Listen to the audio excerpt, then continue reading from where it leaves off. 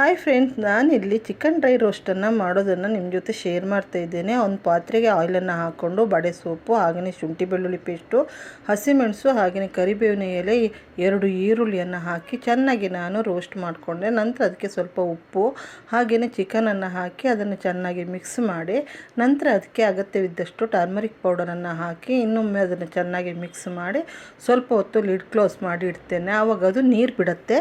ನೀರು ಬಿಟ್ಟ ನಂತರ ನಾನಿವಾಗ ಚಿಲ್ಲಿ ಪೌಡರ್ 2 ಸ್ಪೂನ್ ಆಗುವಷ್ಟು ಹಾಕಿದೆ. ಹಾಗೆಯೇ ಪೆಪ್ಪರ್ ಪೌಡರು, ಹಾಗೆ ಗರಂ ಮಸಾಲ ಪೌಡರು, ಧನಿಯಾ ಪೌಡರು, ಹಾಗೆಯೇ ಜೀರಾ ಪೌಡರನ್ನು ಹಾಕಿ ಚೆನ್ನಾಗಿ ಮಿಕ್ಸ್ ಮಾಡಿ, ಇವಾಗ ನಾನು ಆಚೆ ಚಿಕನ್ ಮಸಾಲ ಪೌಡರನ್ನು ಕೂಡ ಇದಕ್ಕೆ ಸೇರಿಸ್ಕೊಂಡಿದ್ದೇನೆ. ನೀವು ಯಾವ ಮಸಾಲ ಪೌಡರನ್ನು ಕೂಡ ಸೇರಿಸ್ಕೋಬಹುದು.